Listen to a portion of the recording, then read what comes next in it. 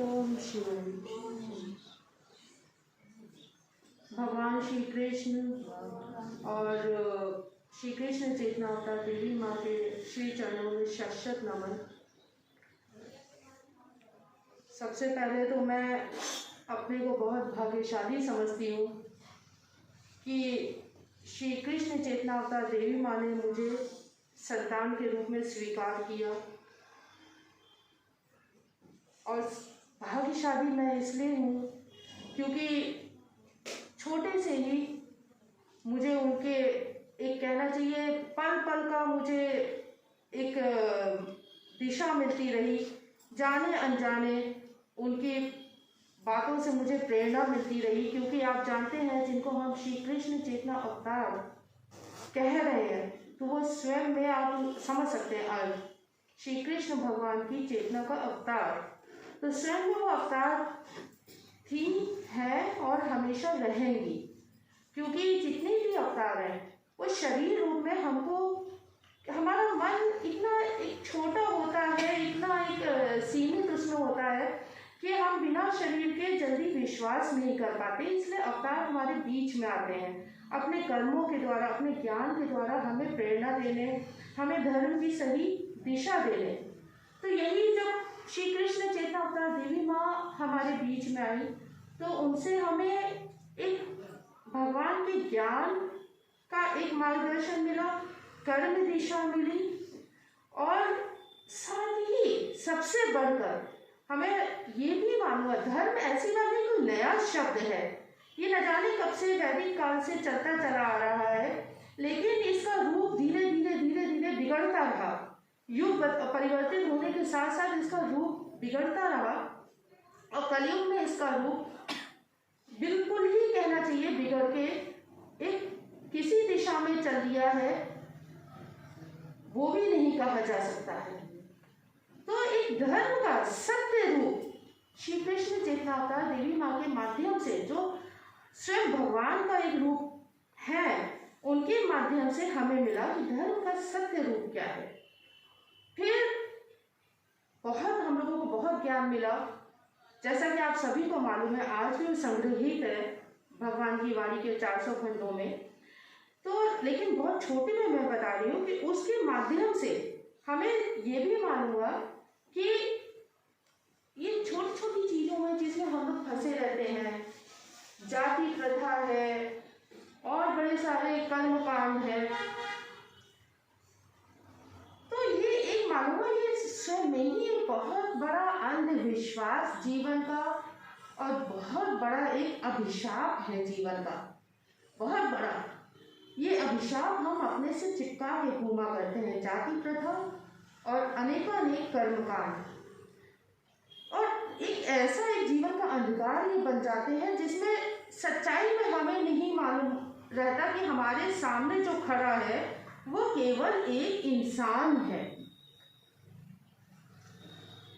उसकी कोई जाति या कुछ भी ऐसा बना के भगवान ने उसको जन्म नहीं दिया है। वो इंसान है जो हमारी दया का पात्र भी हो सकता है, जो हमारी सहायता का पात्र भी हो सकता है। और ऐसे ही आप अगर देखिए, ये आज की बात नहीं है जिसे हम भूल गए, ये वैदिक काल से देखिए कि एक इंसान को जो भी आता था, जन्म लेता था, उसके उसके कर्मों के आधार पे वर्गों में बांटा गया था, और कर्मों के आधार पे 2 जातियां बनाई गई थी, दैवी जाति और आसुरी। अब ये कर्म आप जानते हैं, लेकिन कर्म की परिभाषा भी बता दी गई थी। आज हम लोग छोटे छोटे में आपको बता रही हूँ, कर्म की परिभाषा भी बता दी गई थी। कर्म की परिभाषा सात्विक कर्म, राजसिक, तामसिक। सात्विक जो उस समय हमने पढ़ा कि जो सत्य के प्रति थे, जो धर्म के प्रति थे, वो कर्म, जो जिसे आज बाबा जी ने कहा मानवता के प्रति कर्म। तामसिक जिससे वो लोग थे जो दूसरों को कष्ट देते थे और जो अपराधी भावना के होते थे। राजसिक एक कहना चाहिए स्वार्थी वाले, स्वार्थों से भरे हुए, अपने ही बारे में हमने सोचा, अपने ही सब कुछ किया, क्या हो रहा है और कुछ हमें उससे मतलब नहीं। तो कितना सरल सा एक जीवन की परिभाषा है, जिसे हम लोग कठिन से कठिन, कठिन से कठिन आज बनाते चले गए, क्लिष्ट करते चले गए उस जीवन को, अपने ही चक्रव्यूह में फंसते हुए। कभी उसे हमने कर्मकांड का दे दिया, कभी कोई अनुष्ठान बना दिए, कभी कुछ, उसी चक्रव्यूह में फंसते फंसते फंसते फंसते उसी में फंस गए, और धर्म तो कहीं उस चक्रव्यूह के बाहर ही रह गया। हम उस धर्म को छोड़ के अधर्म के एक चक्रव्यूह, असत्य के चक्रव्यूह में फंसते चले गए और उसी में जीवन दे दिया, अपना समाप्त कर दिया जीवन। तो इसलिए अब मैं एक आपको उदाहरण के रूप में भी बता सकती हूँ कि अगर जाति के नाम पे कहा जाए, पीछे से किसी को बोलो, किसी को भी बुला, जो पहचान का चेहरा कोई भी आ गए। धीरज है, धीरज, धीरज, हाँ धीरज हो तो आए।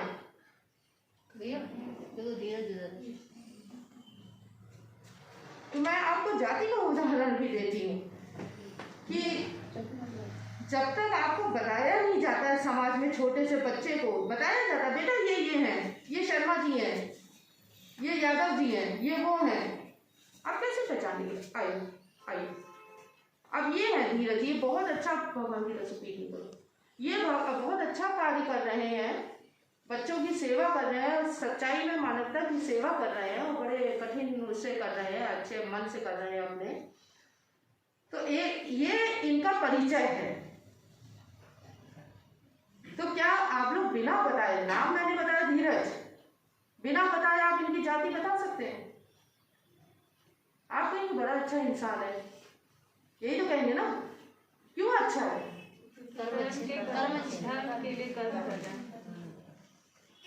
उदाहरण मैंने बताया, यही है एक आदमी की परिभाषा, यही है हमारी और आपकी परिभाषा।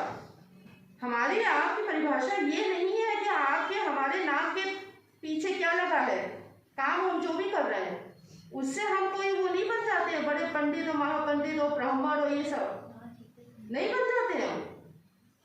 ठीक है धीरज जी, बता दो, बहुत अच्छा काम कर रहे हो, ठीक है।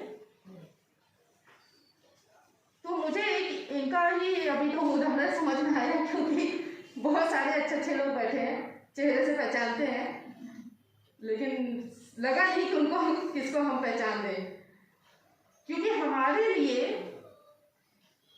पहचान तो यही है कि जो भगवान के लिए, मानवता के लिए समर्पित है। चेहरे की क्या पहचान है, इंसान की क्या पहचान है? आज शरीर रूप में बैठा है तो कल नहीं है, खा के, यही पहचान है शरीर की। तो अगर देखिए, दूसरा मैं कह रही हूँ, भगवान राम, भगवान श्री कृष्ण या दुर्गा जी या शंकर भगवान या हनुमान जी या अर्जुन जी या किसी को भी हम ले लें, प्रहलाद जी, किसी को भी ले लें, तो उनकी भी पहचान उनका धर्म था, उनके कर्म थे, जो कि आज तक हम लोग युग युग युग युग आगे बढ़ गए हैं। नहीं देखा है हमने उनको, देखा किसी ने? हम भगवान जो श्री कृष्ण चेतना अवतार देवी माँ का नाम अभी नहीं ले रहे, क्योंकि आप कहेंगे हमने तो देखा है। अच्छी बात है, आपका बड़ा भाग्य है कि आप इस युग में हैं। इस युग में होने के बाद भी आप उस समय हैं जबकि आपको स्वयं अवतार के, कलयुग के अवतार के दर्शन हुए। ये बहुत बड़ा भाग्य है आप सबका। आप नहीं समझेंगे, अभी आप पहचानेंगे नहीं। युग युग युग आगे निकल जाएंगे तब लोग कहेंगे हाँ हाँ, अरे उस समय तो श्री कृष्ण चेतना अवतार देवी माँ ने कलयुग में अवतार लिया था, तब जगह जगह बहुत कुछ होगा। अभी तो दुर्भाग्य हम नहीं पहचानते। बाबा जी ने लिखा है ना वाणी खंड में, अभी तो पढ़ा हमने सबने। तो ये जो है उनके कर्म थे, जो युगों तक हमने उनको नहीं देखा, भगवान राम को, भगवान श्री कृष्ण को, अर्जुन जी को, किसी को भी नहीं देखा है। उनके कर्म है जो आज तक बारे में पढ़ रहे हैं, कथाएं पढ़ रहे हैं, और हाँ जिनको प्रेरणा लेनी है वो प्रेरणा ले रहे हैं, जिनको उस रास्ते पे चलना है वो चल रहे हैं। और इक्का दुक्का लोग हैं, लेकिन है ऐसी बात नहीं है, ये थोड़ी ना कि धर्म आज चला गया तो है चल। तो असली बात क्या है कि ऐसे ही फिर आज के समय में मैं आज के अवतार श्री कृष्ण चेतना अवतार देवी माँ के बारे में बोल रही हूँ। कल के अवतार जिन्होंने हमारे अपने माध्यम से भगवान के आशीर्वाद स्वरूप और हमारा भाग्य की लिपि रूप में भगवान के दर्शन हमें कराए। तो ये जो है ये इस ढंग से कहना चाहिए जैसे लिपि रूप में भगवान ने ज्ञान दिया हम सबको। मैं आप उसमें वो शंका नहीं करिएगा कि मैं कभी भगवान का लिपि रूप कह रही हूँ, कभी श्री कृष्ण चेतना अवतार देवी माँ कह रही हूँ। एक ही रूप है, एक ही रूप है, क्योंकि हमें साकार रूप में भी देखने का है। साकार रूप भगवान का लिपि रूप भी है, लेकिन एक सशरीर रूप में भी देवी माँ हमारे बीच में आई। तो ये जो है ये कर्म ऐसे होते हैं जो युगों युगों तक, शरीर आने जाने से कुछ नहीं होता है, युगों युगों तक प्रेरणा स्रोत वो कर्म बने रहते हैं। युगों युगों तक कभी मनुष्य को लगता नहीं है कि ये शरीर आया खत्म हो गया चला गया भूल गया आदमी। होता तो है, होता तो है कि अपनों में आदमी 2 साल 3 साल 4 साल 5 साल दुख कर लेगा, धीरे धीरे जीवन चलने लगता है। आज तक मुझे नहीं लगता कि देवी माँ मेरे पास नहीं है, या मैं किससे बात करूं, या भटक रहे हैं, या संघर्ष है, किससे मैं कहूं, ऐसा आज तक नहीं लगा। या कभी मन बहुत भारी है तो किसके समीप बैठूं, किसकी गोद में शरीर रखूं, अपना सिर रखूं, ऐसा आज तक मुझे नहीं लगता। क्यों? क्योंकि वो है, श्री कृष्ण चेतना अवतार देवी माँ है। तो मन से आप अगर समर्पित हो गए श्री कृष्ण चेतना अवतार देवी माँ के दिखाई गई कर्म दिशा पर चलेंगे, तो उस दिशा पर चलते हुए आपको भगवान ही मिलेंगे। ऐसा मत सोचिएगा मुझे भगवान की क्या जरूरत है, संसार को नहीं छोड़ना है, ऐसा मत सोच लीजिएगा। तो आपको भगवान ही मिलेंगे। अब कहना चाहिए कि भगवान ने हम सबको एक मंत्र वाक्य दिया, हम लोग जय जयकार भी करते हैं। जाति है इंसान की, धर्म है मानवता का। अब एक बात आप बताइए, सच्चाई से आप हाथ उठा के बताइएगा कौन कौन अपने को भक्त समझता है? अरे सच्चाई से, कोई बात नहीं,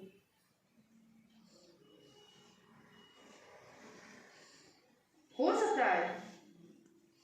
हाँ आ जाए।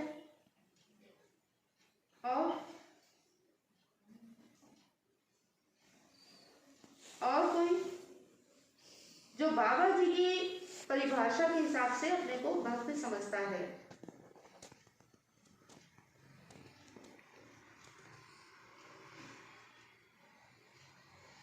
तो ये आज आप लोगों में अगर बात है, कहीं शंका है, तो आप लोग, इसलिए मैंने ये प्रश्न किया, आपको कहीं पर ऐसा दिखाने को नहीं कि कुछ आपको छोटा दिखाने को, खुद से प्रश्न करने को।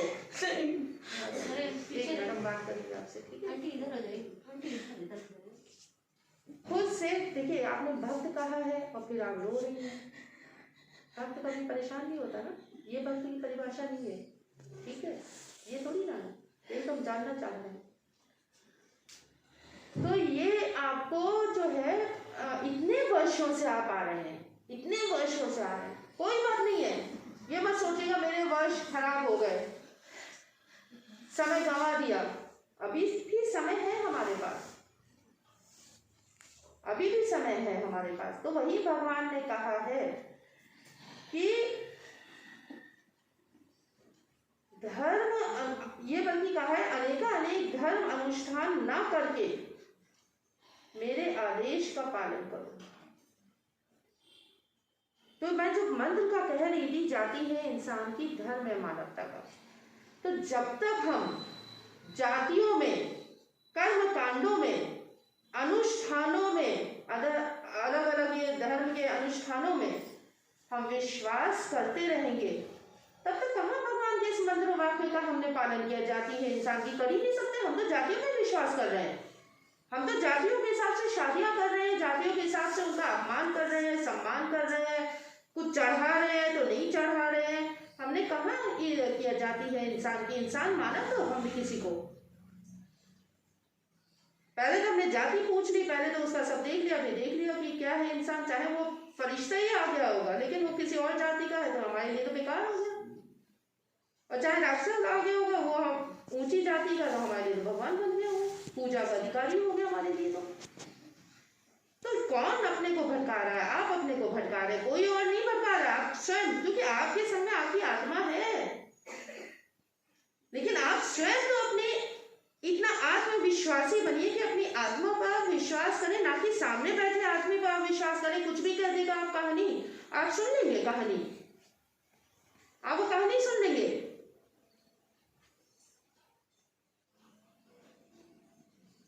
आपको, आप अगर धर्म के बहुत बड़े ज्ञाता हैं, बहुत बड़े धर्म के ज्ञाता के सामने जाते हैं, उससे बात करने, कुछ धर्म का वैसे कहीं कुछ सिखाया नहीं जाता है, कुछ नहीं सिखाया जाता।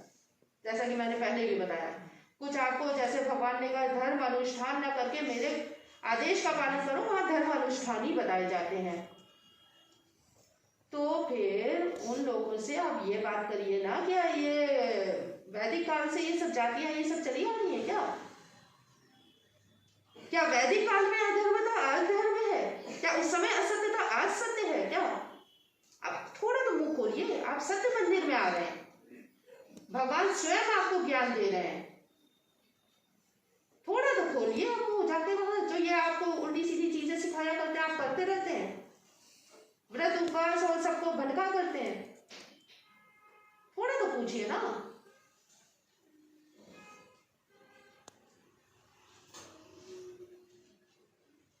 ये तो कहीं पर भी भगवान ने लिखा कि व्रत उपवास करने से मृत्यु जय और क्या क्या जय और अपना अधिकार हो जाता है, ऐसा तो कहीं नहीं कहा। कि किसी सामने बैठे आदमी ने कैसे आपको सिखा दिया? अरे उसके सामने आप रखिए तो ना, किसी मृत, हम कह रहे किसी की भी, पशु की, चिड़िया की, किसी की चिड़िया का शरीर रख दीजिए ना, जिंदा करे।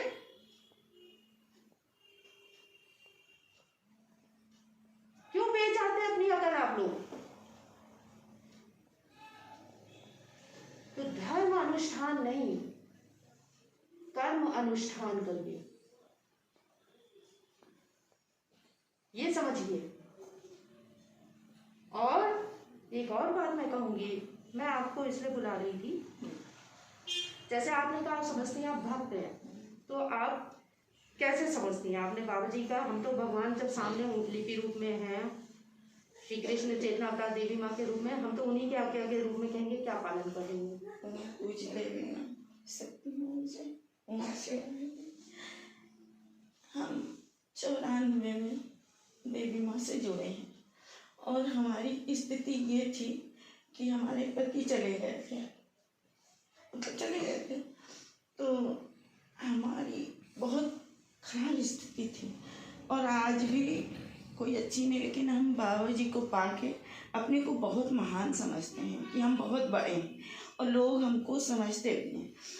देवी माँ ने एक बात कही थी सत्संग में कि तुम लोग किसी से ना कहो हम सत्संग से आए हैं, लोग तुमसे पूछें तुम कहाँ से आई हो, मतलब तब बताओ। और जैसे हम माता जी का पहने हुए हैं, तो लोग हमसे पूछते हैं ये देवी माँ का मंदिर कहाँ है। ना हम प्रचार करने जा पाते हैं और ना हम कुछ कर पाते हैं। बहुत सही। लेकिन और कर्म के रूप में चलिए, कर्म के रूप में बस क्या होता है कि मंदिर के भी कोई योजनाओं में हमारा हाथ नहीं है, लेकिन मैं केवल जब मंदिर आती हूँ तो जो हमारे पास होता है हम गुल्लक में डाल देते हैं, हम ये नहीं चाहते कि मेरा नाम हो। ठीक है, ये हुआ धन का एक त्याग के रूप में अर्पण करना, मतलब कुछ भी। ठीक है। और जैसे कोई बहुत दुखी है, उसकी सहायता, मतलब हम आगे बढ़ते इंसान जैसे, और हम नहीं करते, केवल देवी। ऐसा कोई उदाहरण है जो आपने, जैसे भगवान ने कहा जाति प्रथा में विश्वास ना करो, कर्म कांडो, ऐसा कोई उदाहरण नहीं करते हैं कि मतलब हम कोई अगर दूसरी जात में शादी हो जाती तो हम उसको विरोध नहीं करते हैं, मतलब बिल्कुल नहीं करते हैं। तो कहते बहुत अच्छा हुआ। आपके घर में ऐसा हुआ है? मतलब हुए हैं कई कांड घर में, और हमारे घर के लोग बहुत करोड़पति अरबपति, लेकिन हम मतलब देवी माँ हमको किसी के आगे झुकने नहीं देती। और जब हम सुबह उठते हैं तो केवल देवी माँ की उंगली पकड़ के हम चलते हैं। ठीक, बहुत अच्छी बात है। और एक आज अनुभव उनको मिला, हमारा पोता अभी आप अनुभव बताइएगा, ठीक है? हाँ ठीक है। ओम श्री तो खैर ठीक है, आपने आज आई है सामने, भगवान बिल्कुल आपका ऐसा रखेंगे भी, अगर आप सच बोल रही तो बहुत अच्छी बात है। बिल्कुल बिल्कुल। तो अभी इसको बीच में करके मैं ये भी लोगों से कहना चाहूंगी कि जो आज भी समझ जाता है, जब हम यहाँ पर एकत्रित हुए हैं सत्य मंदिर की पावन भूमि पर, कि ये सब बेकार की फालतू की बातें हैं, वो आज भी संकल्प ले सकता है। वो कोई महिला हो, वो कोई लड़की हो, वो कोई पुरुष हो, वो चाहे कोई एक कहना चाहिए लड़का हो, तो आज भी संकल्प ले सकते हैं कि हम जाति प्रथा में विश्वास नहीं करेंगे।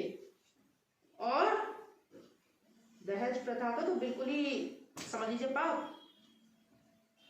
तो आज भी संकल्प ले सकता है, अगर ये मन से समझा है और नहीं समझा है तो हमने कहा ही है कि कर्मों के आधार पर पहले समझा जाता था ये दैवी है या आसुरी, तो वो खुद ही को अपने आप पहचान लेगा कि मंदिर में बैठा वो कौन सा है भक्त।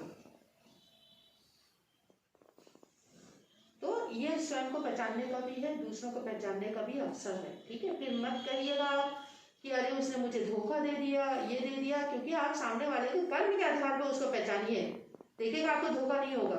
आप समझते रहिए, कोई बहस नहीं, कोई झगड़ा नहीं, समझते रहिए, पहचानते रहिए उसको, देखिएगा धोखा नहीं होगा कभी भी। तो मैं यही कह रही थी कि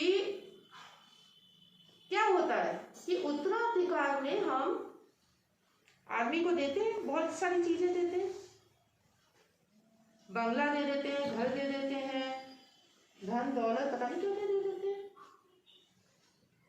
क्या कोई ऐसा है जो उत्तराधिकार में सत्य और धर्म अपने बच्चे को देता है या सोचता भी है?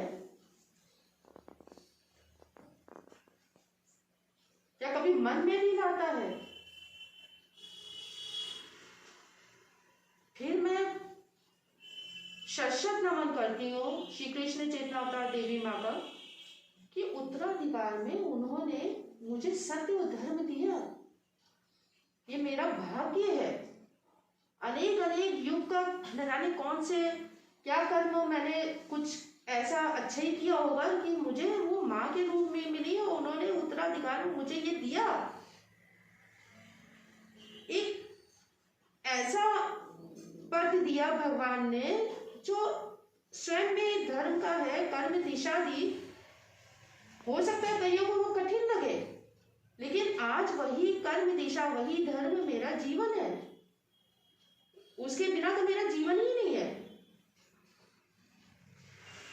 बाकी तो अनुभव के रूप में मैं कुछ भी बताने के लिए, मतलब मुझे लगेगा मैं स्वयं धर्म का अपमान कर रही हूँ, क्योंकि इतने अनुभव है, वो भी ऐसे अनुभव है जिसमें स्वयं असुर धाराशाही हुए हैं,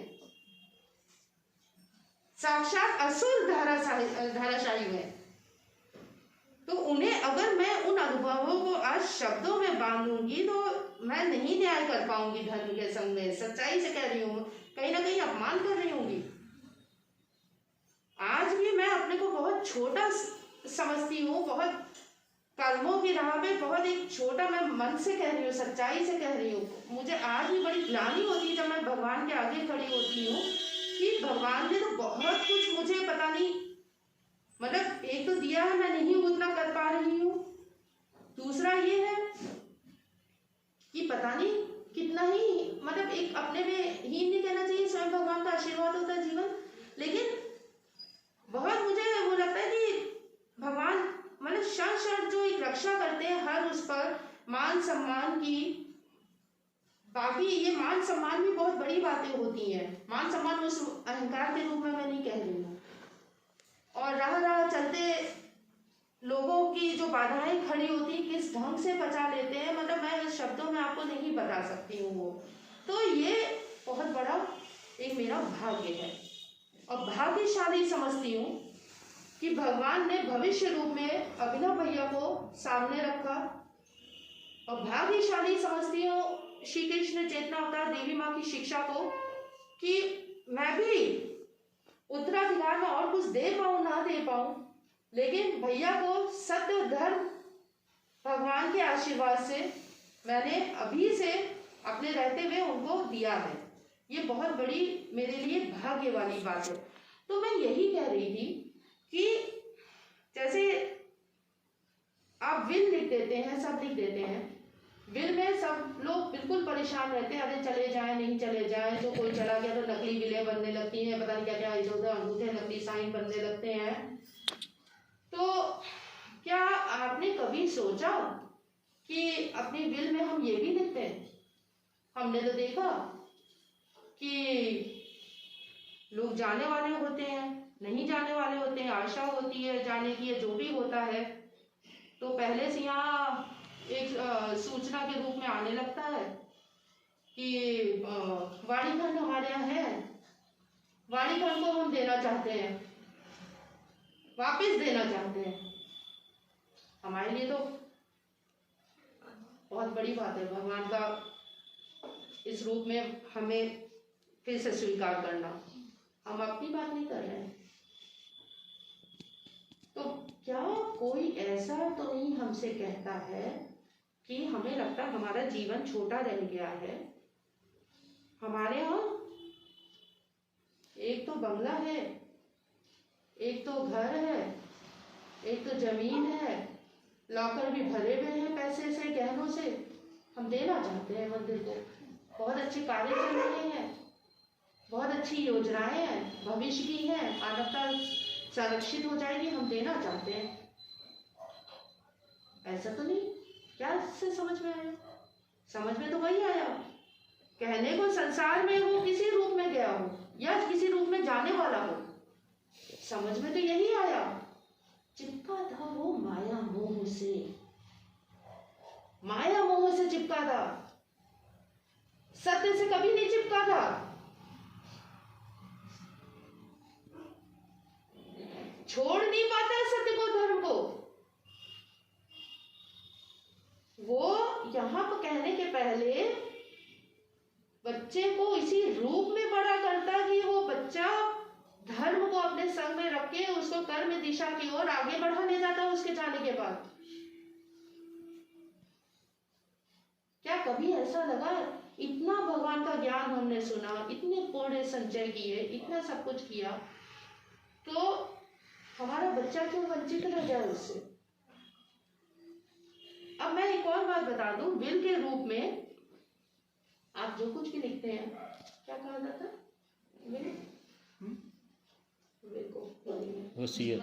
वसीयत जो लिखते हैं आप, ठीक है, तो वसीयत में आप जो कुछ भी अपने संसारिक सब कुछ लिखते हैं, इसीलिए ना कि उसका संसारिक जीवन या जो भी है आगे बाल बच्चे सब सही चले,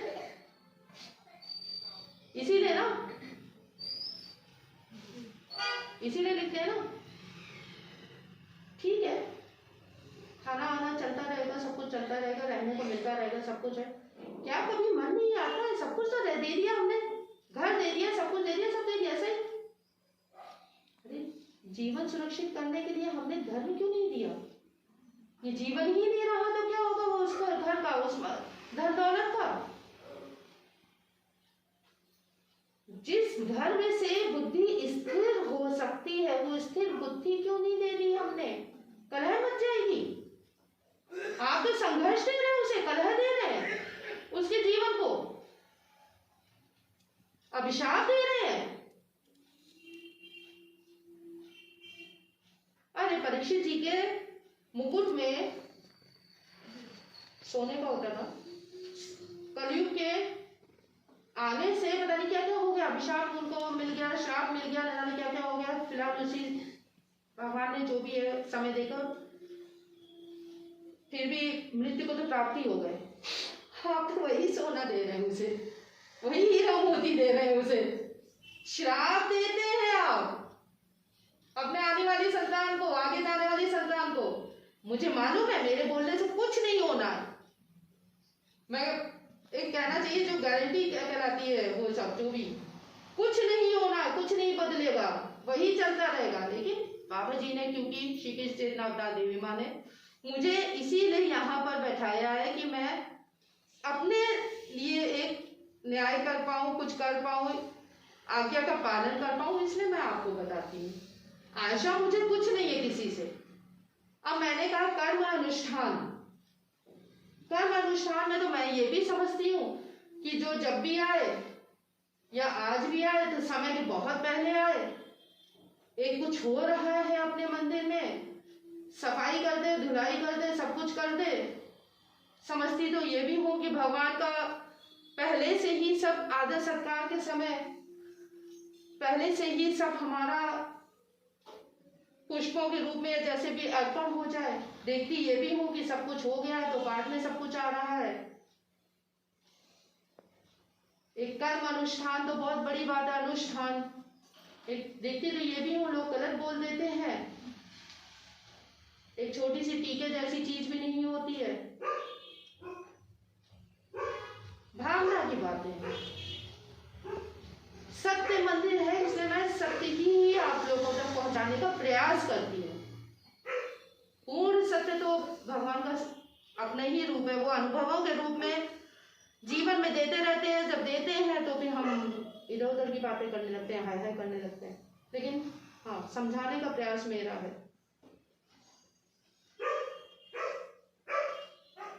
तो मैंने तो नहीं देखा है कि लोग यहाँ पर चले आ रहे हैं, भगवान का अपना एक स्थान है, एक पुण्य संचय कर रहे हैं कि आके धुलाई कर दी, सफाई कर दी, सब कुछ कर दिया। तो ये मैं जानती हूँ, होना कुछ नहीं है, ना आपसे मुझे कोई आशा है। लेकिन आज श्री कृष्ण चेतना अवतार देवी माँ के इस पुण्य तिथि पर आपको एक छोटा सा संदेश देना चाहता। लेकिन ये प्रार्थना मैं जरूर करूंगी कि हे ईश्वर, आपने अपने चरणों में यदि मुझे स्थान दिया है तो किसी भी कारण से, किसी भी स्थिति में, किसी भी पल में ये मन कभी ना भटके। इतना जरूर आशीर्वाद चाहूंगी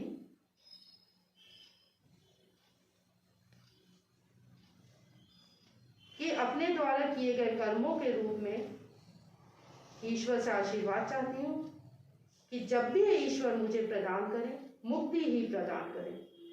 ओम शिव।